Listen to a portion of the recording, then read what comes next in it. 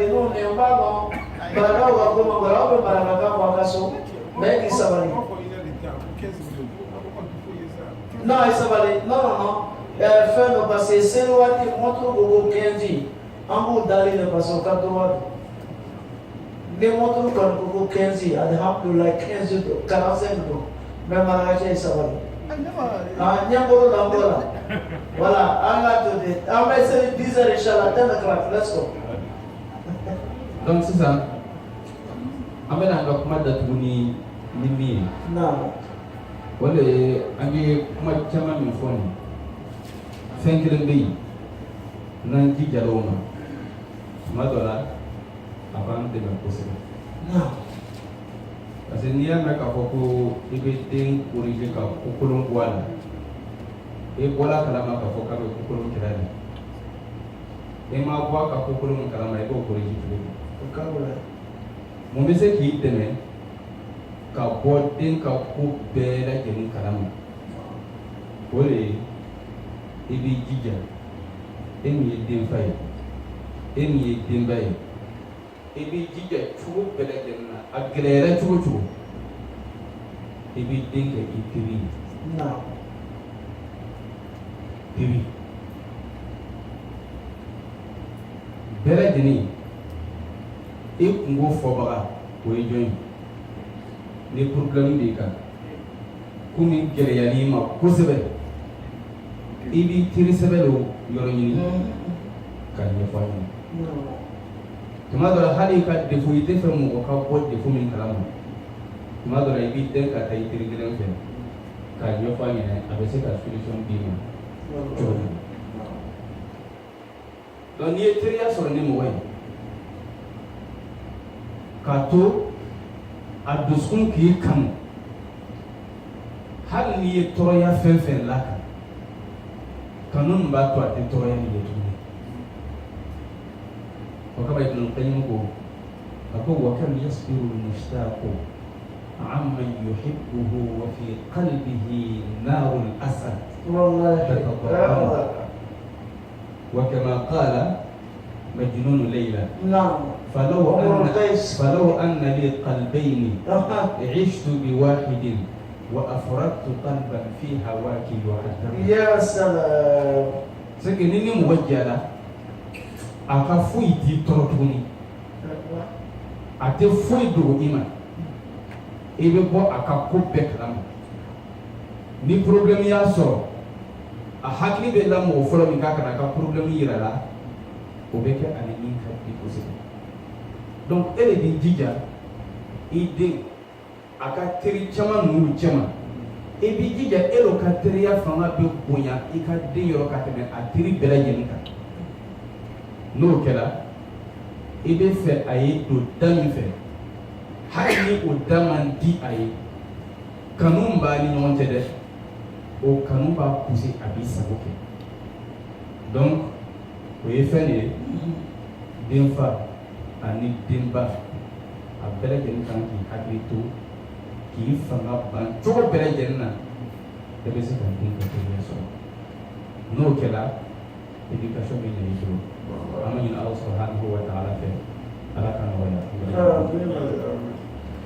Brothers and sisters in Islam, we all know that it is very difficult for us as the parents of the child to control him or her or know about all his behavior or her behavior. It's very difficult. But there is a way which if we follow, we will know all about his behavior. About all his desires, all her desires. Make sure that your child is your friend, your best friend, and your confidant. Communicate with him. Share things with him. Because if you do, he will come to you with his problems. You know, in case of problem, what we do, We go to our best friends. We go to our confidants to share your concern with them because you believe them. Because if you love somebody, even though they're giving you hard time, brothers and sisters in Islam, they don't care because they love you. So make sure that you build the love between yourself and your child. Build the trust between yourself and your child by making him your best friend among all his best friends. Make sure that you are this first person, your son or your daughter will come and ask you for advice for any matter. So therefore, brothers and sisters, this is a very important because according to Umar al-Qais, Majnun Layla, and according to our alim, they say that, you know what, because Umar al-Qais said, if I have two hearts, I was going to save one for you. It means that if you love somebody, even if they do something bad to you, you will reject it because the love is there already. Salim can beat me now. I'm going to let him go because I love him. But if somebody else do it, believe me, I will show you what I can do. So it's an example. If love is there, you will accept everything from the person. Even though if they treat you bad. So make sure that you love your son and your daughter, and make sure that also they love you so that they can come to you when they're in trouble, when they're in problem, so that they will communicate with you and ask you for advice. Therefore, you will know all about their different activities. May Allah give us good understanding. Bon. Mais la question est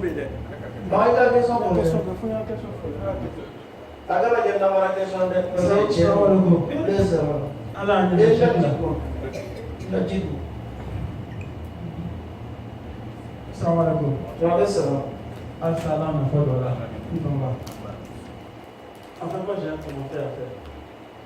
Tu as touché à pas mal de points tellement profonds. Et personnellement, j'ai des témoignages que je suis à partager avec les gens aujourd'hui.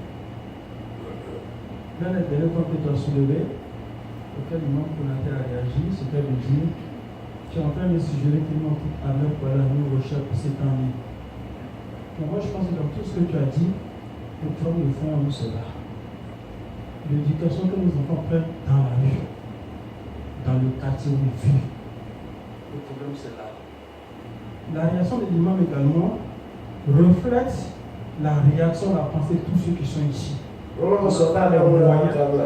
fait exprès pour ce. Voilà, j'ai fait exprès. On n'a pas le moyen d'aller vers New Rochelle. J'ai fait exprès. J'ai aimé intervenir pour ne pas qu'on laisse l'audience sur cette pensée, sur cette position. Parce que ce n'est pas vrai.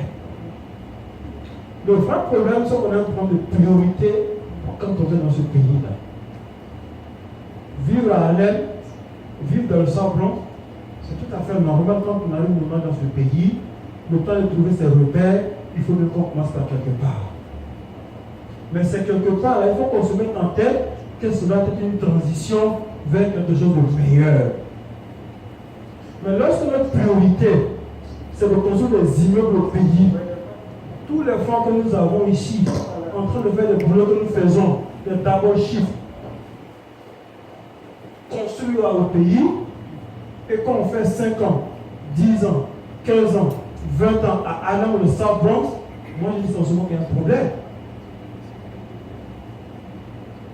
Mais si tu te dis que je vais travailler, certes, je vais assurer le confort pour ma famille, d'ici là je vais être à Harlem, mais dans 5 ans, il faut que moi j'ai un revenu conséquent pour habiter là où il le faut. Le système de ce pays est exactement tel que tu l'as décrit. Dis-moi où tu habites, je te dirai qui tu es. Dis-moi où tu habites, je te dirai quel genre d'enfant tu vas élever. Il y a 2 ans, il y a une juge qui a été nommée à la Cour suprême, surtout Mayor. That was a big deal. C'était extraordinaire. Mais pourquoi c'était extraordinaire? Comment c'est parce que tu peux savoir pourquoi c'est extraordinaire? Pourquoi ça sort de l'extraordinaire? Parce qu'elle a vécu dans le South Bronx. Elle a grandi, ils ont montré là où elle a grandi. South Bronx, l'un des endroits les mal famés dans ce pays-là. Comment est-ce qu'elle peut quitter là en termes de sauver, les sauver dans l'appareil judiciaire de ce pays? Ça veut dire quoi? Depuis là où tu habites, tu es serrable pour une qualité d'individu dans la société. C'est un big deal. Quelqu'un qui habite à Rochelle, à New Rochelle, dans le White Plain, et quelqu'un qui habite dans le Bronx est plus apte à atteindre Columbia University, NYU, Harvard Business School, you name it, que quelqu'un qui est né à Harlem, chez vos enfants qui sont nés, qui ont grandi ici. C'est vrai? C'est la Donc, communauté. c'est les faits. Et tant que nous ne comprenons pas ça dans nos communautés, on ne va jamais s'en sortir. Donc, dis-toi qu'on n'a pas le moyen d'arriver au Rochelle. Tu ne peux pas vivre ça alors que tu as déjà construit deux immeubles au pays et tu es en train de construire le troisième immeuble. On a un problème de priorité dans notre communauté. Un exemple qui rejoint également un point qu'il a soulevé. On a tendance à lier l'éducation de nos enfants aux biens matériels que nous sommes en train de chercher, mais ce n'est pas vrai. Vous à qui Dieu a donné la chance d'être là ce soir pour écouter cet enseignement, ce savoir, je reste persuadé qu'au sortir de là, ça va créer une déclic dans votre tête. Mais certains parmi vous ont fait le choix de dire que aujourd'hui c'est Sunday afternoon, c'est là le traffic out there, il y a beaucoup de clients dehors, je vais aller travailler. Ils n'auront pas cet avantage-là. Ils ont mis en devant l'argent qu'ils vont tous chercher. Vous avez sacrifié certainement le temps de travail ce soir. Voici un exemple, par exemple, du point de priorité qu'on a. Le dernier commentaire que je vais faire, pour compléter un peu, pour que vous le permettez, c'est un peu prétentieux, mais pour compléter un peu ce qu'il a dit. Dans les trois éléments, la critique qu'il a annoncé, le cadre familial, l'école et la rue, il y a un élément que j'aimerais insérer là-dedans, qui est la communauté, la mosquée. Cette mosquée, cette institution n'aurait pas existé, on n'aurait certainement pas eu l'occasion de faire venir quelqu'un comme Cheikh Youssou Bamba et bénéficier, n'est-ce pas, de cet enseignement. Donc là où je veux en venir, c'est pour ajouter à la solution qu'il a ajoutée, essayez d'habituer vos familles, vos femmes et vos enfants à fréquenter les mosquées. C'est le bien commun qu'on a tous. Donc, un élément qui peut déterminer l'éducation de vos enfants, la stabilité de leur foyer, c'est de fréquenter les mosquées. Ce qui suppose que vous allez vous donner du temps. Et ce qui suppose que vous allez revoir vos priorités dans la vie. Votre priorité, ce n'est pas le travail 7 jours sur 7. Votre priorité, c'est de faire travailler 40 heures par la semaine. Essayez de balancer un peu votre vie, accorder un peu de temps à vos familles, à vos femmes, à vos enfants. Imam, c'est tout ce que je dois ajouter. Voilà, merci beaucoup. Donc, avant la série. Mais avant de prier, on a un frère imam, un collègue qui est venu du Sénégal. Il fait un travail extraordinaire pour les enfants là-bas. Donc, il est venu avec des boubous marocains. Il vend ça au profit des enfants orphelins au Sénégal. Donc, Inch'Allah, après la salade, la prière, il serait dehors pour les vendre. Comme à l'intérieur de la mosquée, il n'y a pas de business, parce que tout ce qu'on va à la mosquée, c'est pour la mosquée elle-même. Alors nous, on ne veut pas aussi partager ce qu'il va gagner, alors avec les enfants. Donc il serait dehors. Mais en attendant, pour celui aussi qui peut donner fils à ville là, même si tu n'achètes pas le boubou, si tu as quelque chose à donner à la bonne cause, Dieu va vous récompenser. Sur ce, on vous arrête. Merci beaucoup pour le temps. Maintenant, comment d'accueillir Sheikh Yusuf is living. He's living, but brothers and sisters, I will repeat. He's living. He didn't ask for this. Wallahi, we learn so much from the brother. We learn so much from the Sheikh. Now that he's living, hey, we are so happy. to have him here with us. But let him make happy also his family, because soon is leaving. So when he reached out to the destination and they asked him, what you got for us? A check. The children, his student will ask, and the wife will ask. And he showed them empty hand. Believe me, they will say, what kind of Muslim are they in America?